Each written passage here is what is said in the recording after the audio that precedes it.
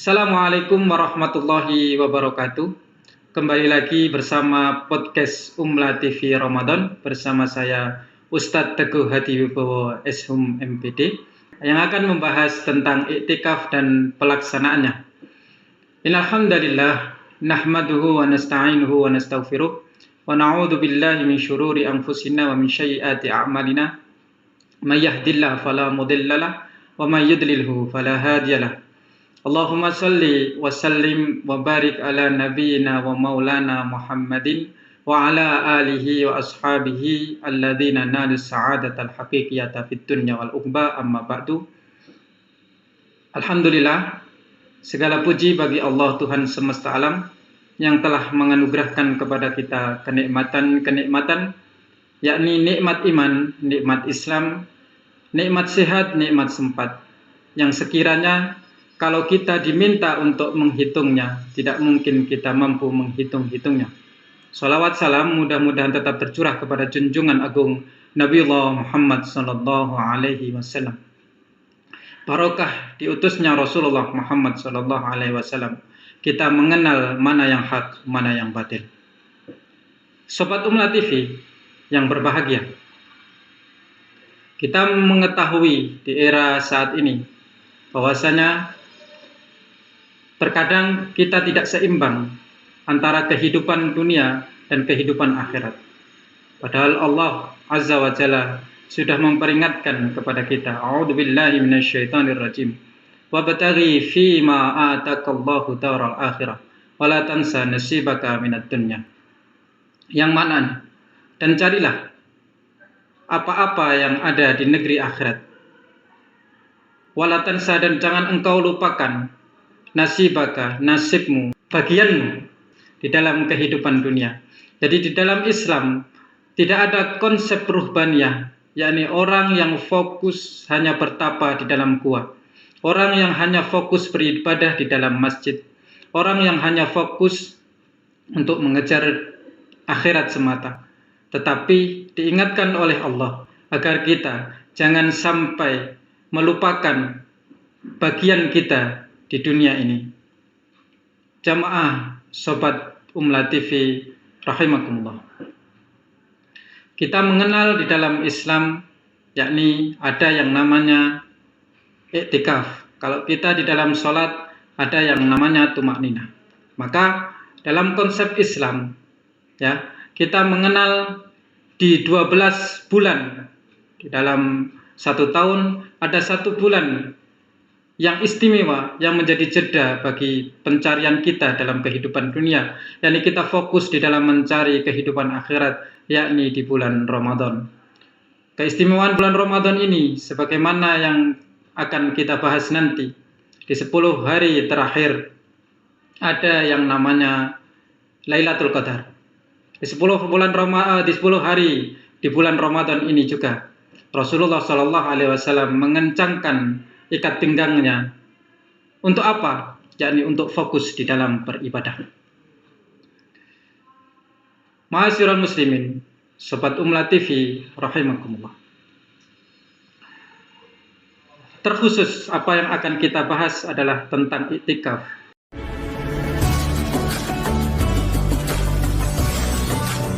Apa itu iktikaf? Iktikaf kalau kita melihat mu'jam ya, di dalam kamus maknanya adalah berdiam diri atau berdiam di satu tempat, atau bisa bermakna al-hasbu, yakni memenjarakan. Tetapi kalau secara istilah ada perbedaan dari beberapa ulama.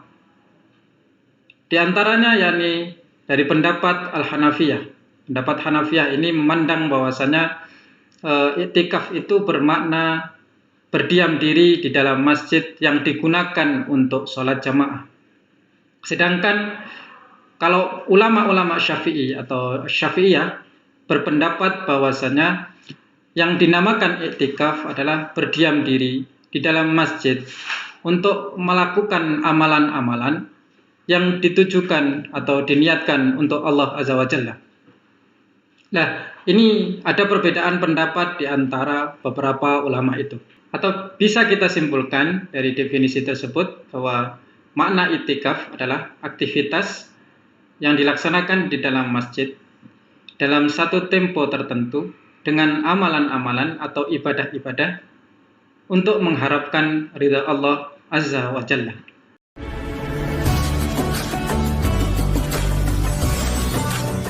Di dalam surat Al-Baqarah ayat 187, Allah Azza wa Jalla berfirman, A'udzu billahi minasyaitonir rajim. Bismillahirrahmanirrahim. Wala tubashiruhunna wa antum aakifuna fil masajid. Di dalam tafsir Jalalain dimaknai makna aakifuna, yakni kita melihat di sini makna aakifuna yakni muqimuna biniyah al-i'tikaf, yakni orang-orang yang berdiam diri dengan niat i'tikaf, ini di dalam masjid, ya, fil masajid. Maka makna awal atau kita fahami bahwa wala tubashiruhunna, janganlah engkau bersenggama dengan istri-istrimu atau perempuan-perempuan yang menjadi istrimu. Wa antum akifuna, dan engkau atau kalian beriktikaf atau sedang beriktikaf, ya, fil masajid, di dalam masjid-masjid. Nah, kita bisa memaknai wala tubashiruhunna ini pertama di dalam awal surat 187. Allah menegaskan bahwasanya ukhilla lakum lailatas syiyam ar-rafat. Dasar hukum awalnya adalah dihalalkan bagi kita atau bagi seseorang dengan istrinya, dengan pasangannya, untuk saling berhubungan suami istri di dalam malam-malam bulan Ramadan. Tetapi ketika seseorang itu meniatkan diri untuk beriktikaf, maka menjadi dilarang hukum berhubungan suami istri itu. Terutama ketika konteksnya adalah fil masajid, maka tidak mungkin orang itu kemudian berani-berani berhubungan suami istri di dalam masjid. Ada lagi di surat Al-Baqarah ayat 125. A'udzu billahi minasyaitonir rajim. Bismillahirrahmanirrahim. Wa ahidna ila Ibrahim wa Ismaila an tahhira baitiya lit-ta'ifina wal 'akifina waruk'is sujud. Wa ahidna di dalam tafsir Jalalain ini dimaknai sebagai wa amarna. Di dalam surat Al-Baqarah ayat 125 Allah berfirman, A'udzu billahi minasyaitonir rajim. Wa ahidna ila Ibrahim wa Ismaila an tahhira baitiya lit-ta'ifina wal 'akifina waruk'is sujud.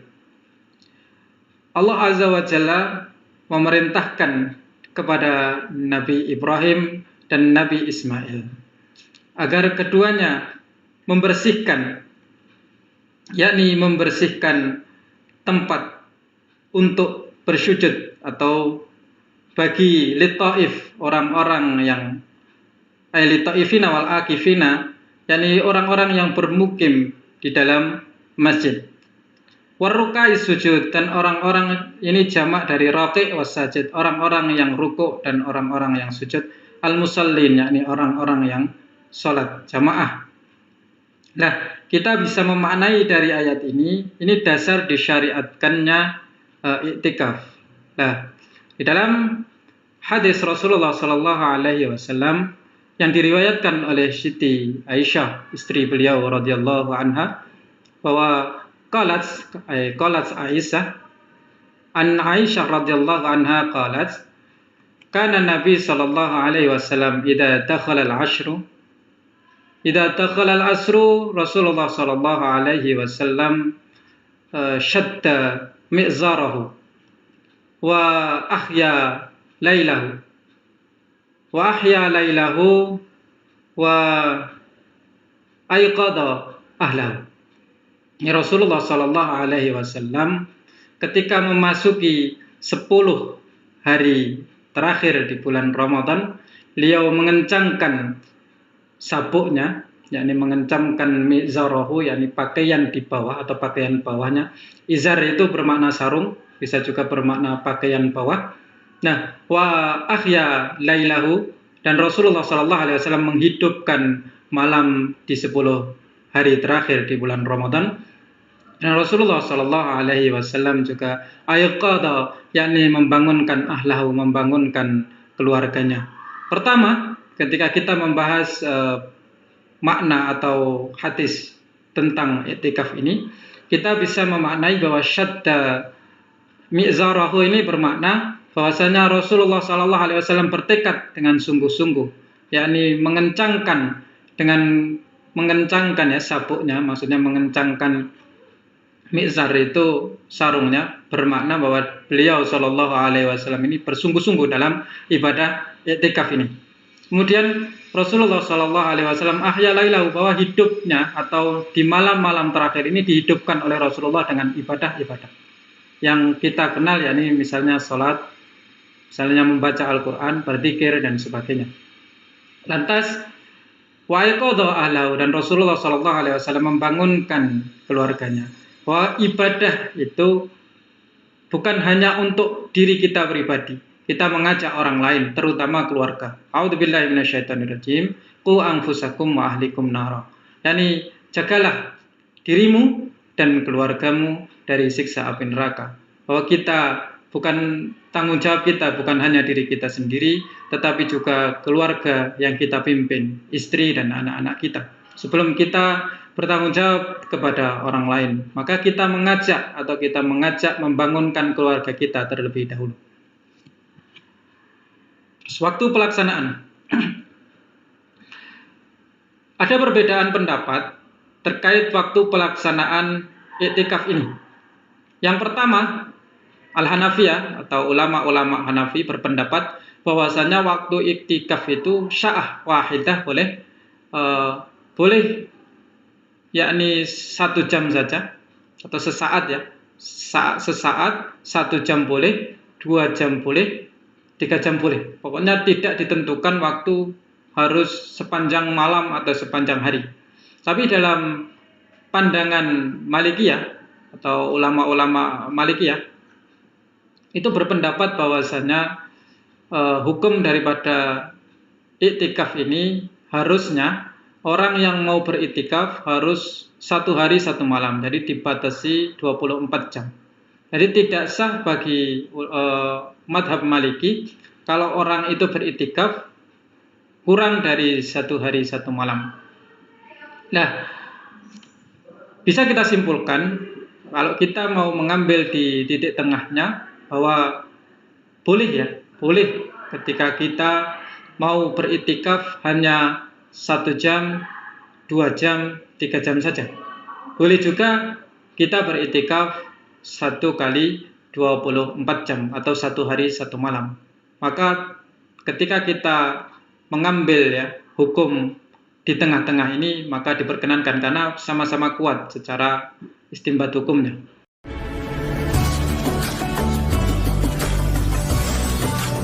Apa sajakah syarat-syarat i'tikaf itu? Yakni pertama, seseorang itu harus beragama Islam. Ketika orang itu tidak beragama Islam, maka tidak ada kewajiban dia menjalankan syariat Islam. Yang kedua adalah dia sudah balik, baik laki-laki maupun perempuan yang sudah balik, maka sudah diperkenankan, sudah diperbolehkan untuk beriktikaf. Nah, yang ketiga yakni dilaksanakan di masjid.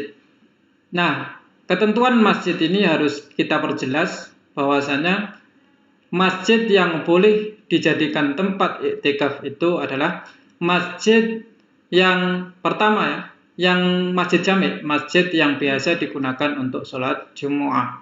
Tapi ada juga pendapat ulama yang memperbolehkan kita untuk beriktikaf di masjid yang digunakan untuk berjamaah. Jadi ada perbedaan di situ.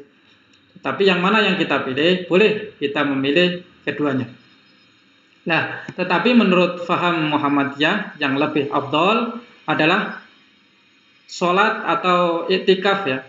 I'tikafnya itu di masjid jami' yang biasa digunakan untuk sholat Jumu'ah. Dan kita tetapi tidak dilarang ya untuk beriktikaf di masjid-masjid atau yang kita kenal dengan musola-musola yang biasanya digunakan untuk bersolat jamaah atau solat berjamaah. Nah, boleh keluar masjid seseorang itu dengan beberapa persyaratan. Yang pertama yakni ketika orang itu memiliki udzur syar'i. Nah, ketika dia sholat atau iktikafnya di musola atau di masjid yang kecil atau tempat sujud ya, maka ketika dia bersolat atau sholat Jumu'ah, maka dia boleh untuk sholat Jumu'ah berjamaah. Tetapi kalau dia tidak ada udzur syar'i, maka bisa membatalkan iktikafnya. Nah, yang kedua yakni hajat tabi'iyah atau hajat-hajat yang umum yang bagi manusia, ya hajat besar, hajat kecil, misalnya buang air besar, buang air kecil, atau misalnya dia mandi. Dan tidak dipermasalahkan kalau misalnya sedang iktikaf itu dia memakan. Dan yang terakhir adalah boleh orang yang beriktikaf itu tidak dalam keadaan berpuasa. Nah, ini yang menjadi dasar kita ya, bahwasanya seseorang yang tidak sedang menjalankan puasa Ramadan, maksudnya di luar puasa Ramadan, maka dia boleh ya beriktikaf di dalam masjid. Jadi tidak harus di 10 hari terakhir di bulan Ramadan. Tetapi Rasulullah SAW memang kencang atau sangat kencang, sangat serius ketika 10 hari terakhir di bulan Ramadan, karena banyak sekali keistimewaan di 10 hari terakhir bulan Ramadan, termasuk Lailatul Qadar, termasuk bahwasanya ketika 10 hari terakhir itu kita akan ditinggalkan oleh bulan yang agung, bulan yang sangat dirindukan oleh Rasulullah kedatangannya, dan terutama kita umat Islam ya, umatnya Rasulullah Muhammad SAW, seharusnya kita juga merindukan bulan Ramadan ini, dan mudah-mudahan kita senantiasa terus-menerus mendapatkan bulan Ramadan, terutama mendapatkan Lailatul Qadar, karena pahalanya itu setara dengan 1000 bulan.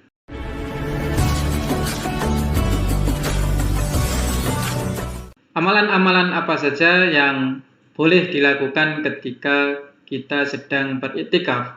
Pertama yakni sholat sunnah. Kita boleh melaksanakan sholat sunnah qobliyah, sholat sunnah tahiyatul masjid, sholat sunnah qobliyah atau ba'diyah, sholat sunnah hajat, sholat sunnah atau lail ya, sholat lail, sholat tahajud, itu boleh kita laksanakan. Yang kedua yakni kita boleh membaca Al-Quran atau memperbanyak membaca Al-Quran, mentadaburi Al-Quran, memahami makna daripada Al-Quran, ayat per ayat atau kata per kata, sehingga kita lebih mendalami apa itu Al-Quran, mencintai Al-Quran, dan bisa mengamalkan isi daripada Al-Quran. Yang ketiga adalah berzikir. Ini sangat dianjurkan ya, ibadah zikir ini. Ketika kita mengingat Allah, maka Allah pasti akan mengingat kita di satu posisi yang pasti lebih baik daripada posisi kita saat ini, di satu tempat yang pasti lebih baik daripada tempat kita berada, di satu lingkup yang pasti lebih baik daripada lingkup kita saat ini. Itulah bagaimana keistimewaan daripada berzikir. Maka berzikir ini sangat diutamakan. Misal contoh ya, ketika kita ada satu atau dua kata yang sangat dicintai oleh Allah, ringan di lisan, berat di timbangan, dan sangat dicintai oleh Allah, yakni subhanallahil adzim, subhanallahi wa bihamdi. Barang siapa yang mau mengucapkan atau berzikir dengan subhanallahil adzim, subhanallah wa bihamdi, maka jaminan mendapatkan cinta dari Allah adalah pasti. Maka Allah akan memberatkan timbangannya nanti di yaumil mizan, dan Allah akan memberikan cintanya meskipun itu sangat ringan ketika kita membacanya di lisan kita. Ada satu zikir lagi, misalnya kita membaca subhanallah wa bihamdi. Man qala subhanallah wa bihamdi fi yaum, ya, dalam satu hari, mi'ata marrah, 100 kali. Barang siapa yang membaca subhanallah wa bihamdi dalam satu hari 100 kali, maka dosanya meskipun sebanyak buih di laut, yakni buih di laut atau zabadil bahar, ini sebanyak buih di laut itu diampunkan oleh Allah. Inilah keistimewaan daripada zikir. Ringan di lisan, tetapi berat di timbangan. Ringan di lisan, tetapi sangat berat ketika kita diberikan oleh Allah pahala-pahala yang menyertai daripada zikir itu. Nah, inilah manfaat atau amalan-amalan yang bisa kita lakukan ketika kita sedang beriktikaf. Jamaah Sobat Umla TV yang dirahmati oleh Allah. Sebelum kita akhiri, maka saya simpulkan betapa pentingnya ketika kita memahami agama ini dengan cara yang moderat, dengan cara yang tawasud, dengan cara yang tawazun. Ini kita tidak kemudian ekstrim kanan, ekstrim kiri, tidak ekstrim kanan, tidak ekstrim kiri. Kita tidak kemudian menjadi manusia yang ruhbaniyah, yang hanya beribadah terus-menerus, yang hanya mementingkan akhirat terus-menerus, tetapi kita juga mementingkan kehidupan kita di dunia. Jadi harus seimbang antara kehidupan akhirat dan kehidupan dunia.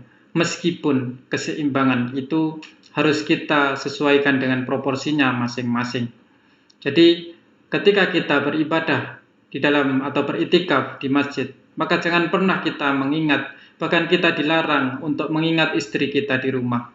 Bagaimana model istri kita di rumah, bagaimana istri kita di rumah, kita tidak boleh membayangkannya. Nanti malah menimbulkan syahwat yang sehingga syahwat itu mengakibatkan kita ingin berhubungan suami istri dengan istri kita di rumah. Nah, boleh juga ketika kita sedang bekerja, kemudian kita bekerja dengan sungguh-sungguh, itu mendapatkan nilai ibadah juga. Apalagi niat daripada ibadah atau bekerja itu diniatkan untuk memberikan nafkah kepada anak dan istri kita, atau diniatkan untuk mencari ridhanya Allah, atau diniatkan bersyukur kepada Allah Azza wa Jalla, sebagaimana Nabi Daud alaihissalam. Nabi Daud itu meskipun beliau raja, tetapi beliau bekerja dengan tangannya sendiri, membuat baju besi kemudian dijual. Inilah keistimewaan daripada orang yang mau bekerja, orang yang beribadah. Jadi harus seimbang antara ibadah dengan muamalahnya. Harus seimbang bekerja untuk dunia dan bekerja untuk akhirat. Marilah kita berdoa kepada Allah Azza wa Jalla. Mudah-mudahan Allah memberikan kita rezeki yang barokah. Mudah-mudahan Allah memberikan di bulan Ramadan ini diterima setiap amal ibadah kita. Mudah-mudahan Allah lipat gandakan setiap ibadah yang kita kerjakan di bulan Ramadan ini. Marilah kita berdoa kepada Allah. Bismillahirrahmanirrahim. Allahumma salli wa sallim wa barik ala nabiyyina wa maulana Muhammad wa ala alihi. Bismillahirrahmanirrahim. Alhamdulillahi rabbil alamin. Allahumma ighfir lana ya Allah wa li ikhwanina alladhina sabaquna bil iman. Allahumma ighfir lana ya Allah wa li walidayna wa li sairil mu'minin wal mu'minat al ahya' minhum wal amwat innaka antas sami' qarib mujibud da'wat ya qadiyal hajat. Rabbana dhalamna anfusana wa illam taghfir lana wa tarhamna lanakunanna minal khasirin. Allahumma yassir umurana wa wasi' arzaqana wa ahsin a'malana razaqtana salamatan wa afiatan fid din wad dunya wal akhirah. Rabbana hab lana min azwajina wa dhurriyyatina qurrata a'yun waj'alna lil muttaqina imama. Rabbana atina min ladunka dhurriyyatan thayyibatan innaka antas sami'ud du'a. Rabbana atina fid dunya hasanah wa fil akhirati hasanah wa qina adzabannar. Subhana rabbika rabbil izzati amma yasifun wa salamun alal mursalin walhamdulillahi rabbil alamin. Kafaratul majlis. Terima kasih kepada Sobat Umla TV dimanapun Anda berada. Mudah-mudahan apa yang sudah saya sampaikan di momen kali ini bermanfaat untuk semuanya. Ihdinas siratal mustaqim. Assalamualaikum warahmatullahi wabarakatuh.